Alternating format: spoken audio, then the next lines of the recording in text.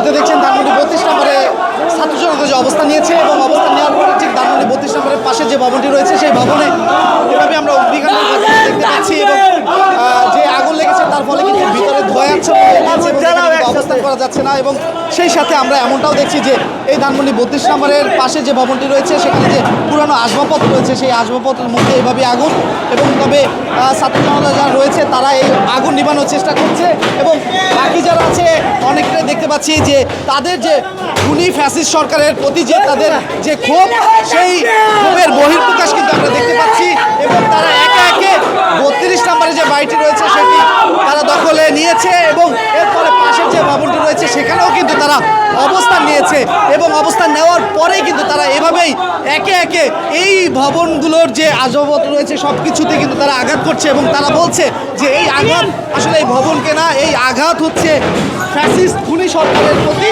এবং আমরা এও দেখছি যে এই ভবনের প্রতিটি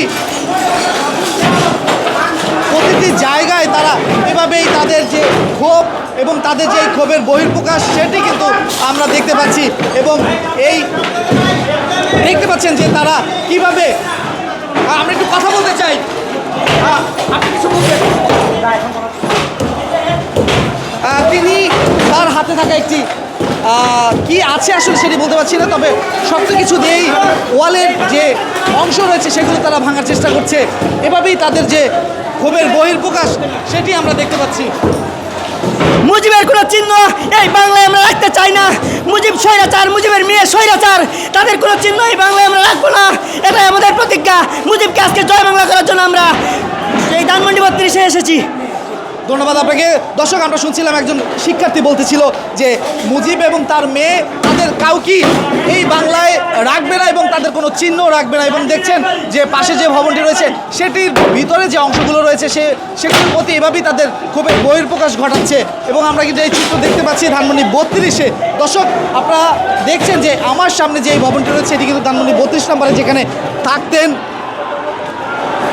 বঙ্গবন্ধুর পরিবার এবং তারা যখন নিহত এরপর থেকে কিন্তু এই ভবনটি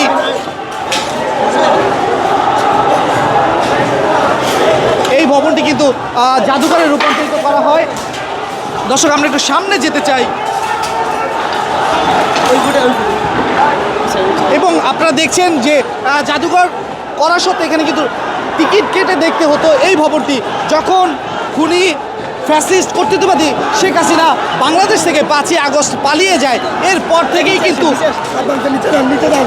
থেকেই কিন্তু আপামর ছাত্র জনতা তাদের যে এই ফ্যাসিস্ট খুনি সরকারের প্রতি যে ক্ষোভ তার বহিঃপ্রকাশ কিন্তু ঘটায় এবং সেই 5ই আগস্ট কিন্তু এই ভবনটিতে অগ্নিকাণ্ডের ঘটনা ঘটে। ঠিক 6 মাস পরে এসে আবারও কিন্তু ছাত্র জনতা জড়ো হয় এই ধানমন্ডি 32 নম্বরে এবং আপনারা দেখছেন হাজার হাজার ছাত্র জনতা কিন্তু ইতিমধ্যে জড়ো হয়েছে 32 নম্বরে এবং তারা বিভিন্ন স্লোগানে মুখরিত করে রেখেছে এই ধানমন্ডি 32 নম্বর। এবং তারা যেমনটি বলছে যে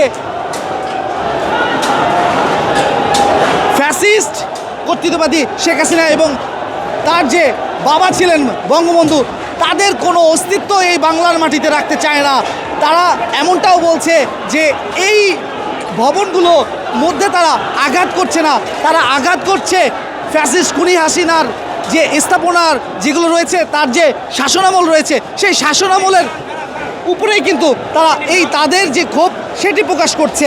দর্শক, আমরা আপনাদেরকে দেখাচ্ছি ধানমন্ডি 32 থেকে এই মুহূর্তে আপনারা দেখতে পাচ্ছেন আমি সাথে আছি মোহাম্মদ রায়ন হোসেন এবং আপনারা দেখছেন যে এই ছাত্র জনতা তারা কিন্তু আজ ঠিক সন্ধ্যার পর থেকেই জড়ো হতে শুরু করে এই ধানমন্ডি 32 নম্বরে। আমরা যেমনটা জানতে পারি যে আজকে রাত 9টায় খুনি ফ্যাসিস্ট শেখ হাসিনা ভাষণ দেবে এই কথা শোনার পরে কিন্তু একে একে জড়ো হতে শুরু করে এই আপামর জনতা এবং তারা এক পর্যায়ে ধানমন্ডি 32 নম্বরের যে প্রবেশদ্বার রয়েছে সেখানে যে গেট রয়েছে সেই গেটটি যার হাতে যা ছিল তাই দিয়ে ভেঙে এই বাড়ির ভবনের ভিতরে কিন্তু তারা প্রবেশ করে এবং ঠিক 32 নম্বরে যে বাসভবনটি রয়েছে তার পাশে যে ভবনটি রয়েছে সেই ভবনে যে পুরনো আসবাবপত্র রয়েছে সেখানে কিন্তু এরকম অগ্নিকাণ্ডের ঘটনাও কিন্তু আমরা দেখতে পেয়েছি এবং এখানে প্রচুর পরিমাণে ধোঁয়া থাকার কারণে আমরা এখানে অবস্থান করতে পারছি না। তবে এই জায়গাটি ছেড়ে কিন্তু আমাদের এখন চলে যেতে হচ্ছে, কারণ বিভিন্ন জায়গায় কাছের টুকরা থেকে শুরু করে বিভিন্ন ধরনের পালিয়ে গেছে। আবার সব পুড়ে গেল। সব পুড়ে গেছে। আপনি কই আপনার বাবার আপনিও পুড়ে যাবেন, সবাই পুড়ে যাবে, আওয়ামী লীগে বাংলাদেশে পুড়ে যাবে, ধ্বংস হয়ে যাবে। আর কোনোদিন 32 নম্বর ট্রেক থাকবে না। বাংলাদেশ থেকে আওয়ামী লীগ ধ্বংস করে দেব। খিচুড়ি খাওয়ার দিন শেষ, আর খিচুড়ি খাওয়ার দিন শেষ। নতুন বাংলাদেশ। খিচুড়ি আর চলবে না। ধন্যবাদ ধন্যবাদ। দর্শক, আপনারা দেখছিলেন যে